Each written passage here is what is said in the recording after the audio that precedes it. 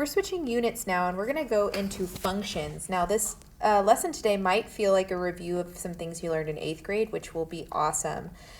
When we're doing functions, we have to know about independent and dependent variables. So let's define those really quickly. An independent variable is defined to be the variable that goes into the function. I'm going to underline the word into. Another word we might use to define the independent variable is the input or the x variable. Those are all the independent variables. Now, a dependent variable is defined to be a little bit different. This one is the variable that comes out of the function. Another word we might use to talk about the dependent variable is the output or the y variable. So anytime we're looking at a graph, a coordinate grid, there is always an independent and a dependent variable. The independent variable, remember, is going to be the x's. And the dependent variable is going to be the y's. Our coordinate grids are always set up where x is going side to side and y is going up and down. Those are our independent and dependent variables, independent and dependent values, our x and y values. Now, the way a function works is like a machine. When you're using a machine, we have some sort of inputs. That's going to be our independent variable, or our x's. Those are going to go into the function itself, so we would drop it into the function. We're going to name this function fancy f. So instead of drawing a regular f, draw a fancy f. A little curvy, that's the mathematical f. And it's going to drop those inputs, the x's, into the function, bloop, bloop, bloop, bloop, bloop. And when it comes out, it's no longer the same. It's going to be considered an output because it's coming out of the machine. So our x's go into the function machine, our y's come out. Something is going to happen in the meantime. During this function machine, we're going to change the inputs in some way so that we get outputs, and that's considered the function. Now, some more things we have to know about functions is to define them as a relation or a function. So let's set some definitions here. A relation is a set of inputs and outputs.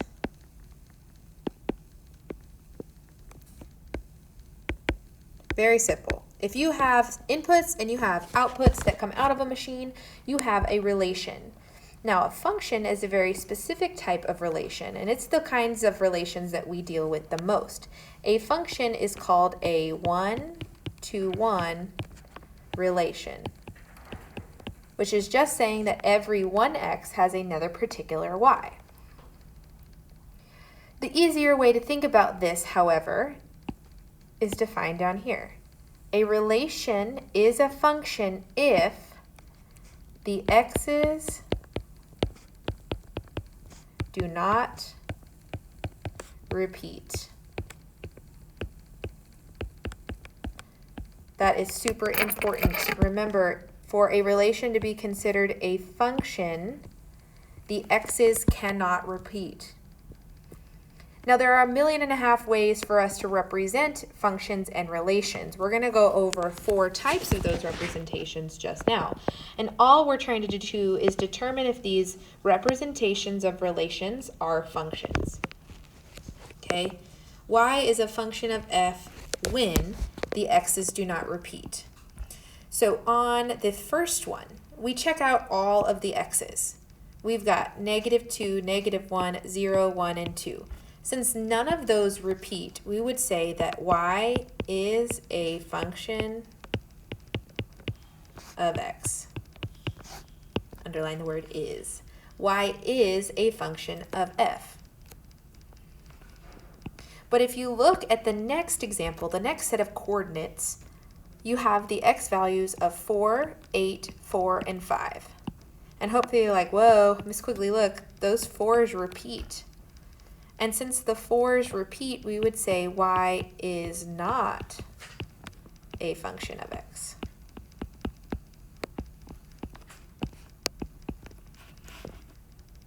Okay, that's a big indicator. The x's cannot repeat. Otherwise, y is not a function of f. If we look at a table, since a table is just another way to represent coordinates, we can do the same check. But hopefully you notice right away that in this first table, the zeros repeat. Now that's an issue, so we would say y is not a function of x. You give the next table a shot. Is y a function of x? Is y a function of x? We check all of the x values to make sure that none of them repeat. Negative 50, negative 45, negative 40, 30, 0, negative, and 30. None of those repeat, so we say y is a function of x.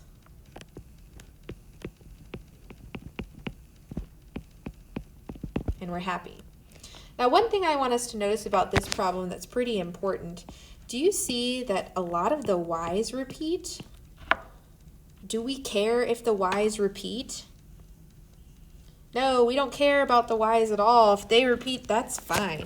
We just know that the x's cannot repeat. If you look down at the next one, these are called mappings. So mappings is something that you've seen probably before, and they just map inputs to outputs. Inputs to outputs. So let's check and make sure none of our inputs and none of our x's repeat. The first mapping says negative 1 goes to 4, 3 goes to 15, and 11 goes to 15. I didn't repeat any of my x values, so we know that the y is a function of x. In the second mapping, do any of the inputs repeat? No, none of them repeat, so again I can say y is a function of x.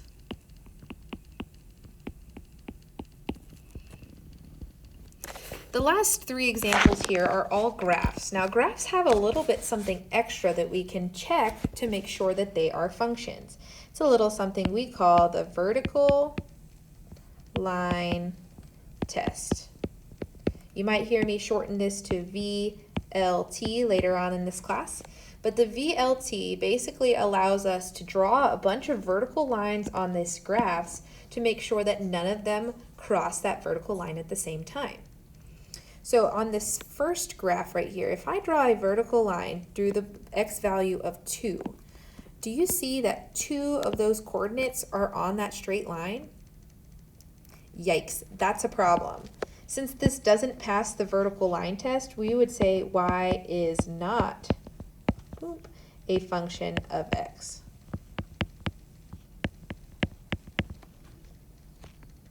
If we look at the second graph, I could draw a bunch of straight lines, and at no point do those straight lines ever cross that blue line more than once. So we know that confidently y is a function of x.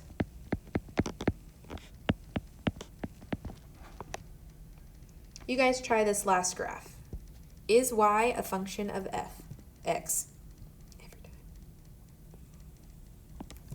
Hopefully you notice right away that we got some issues, because no matter where I draw a vertical line on this circle, each of them crosses that vertical line more than once, and that's a problem.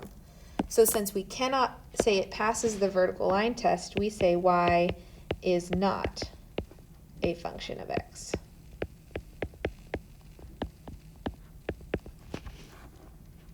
The goal today is to be able to recognize whether relations are functions. If y is a function of x. If when looking at all of these examples, you feel like you understand how to decide if y is a function of x, you're in a great spot. See you guys in class.